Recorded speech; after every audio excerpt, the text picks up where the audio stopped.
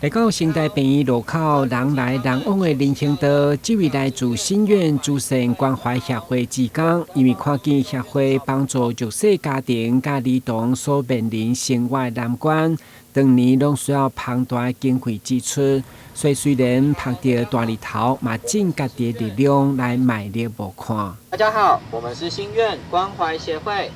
我们在帮助台湾偏乡育幼院的小朋友与弱势家庭，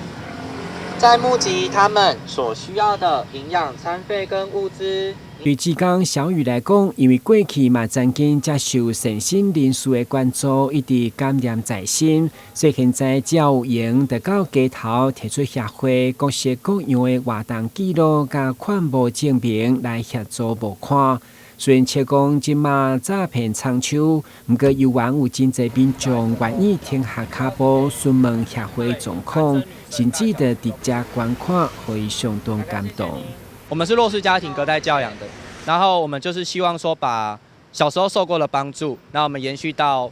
给其他的一些需要帮助的小朋友，那把这份爱延续下去，那希望可以让更多人得到帮助，让社会看不到的地方，然后也让其他人看得到。针对吉兰家庭大大小小困境，依法政府做未到的灰色地带，像新苑这款微型社会福利机构，其实才会当实际帮助。而小雨愿意开时间做公益，换出民众的信任甲捐款，一定有真深的感动。虽然辛苦，却是欢喜心。台湾新闻军及采访报道。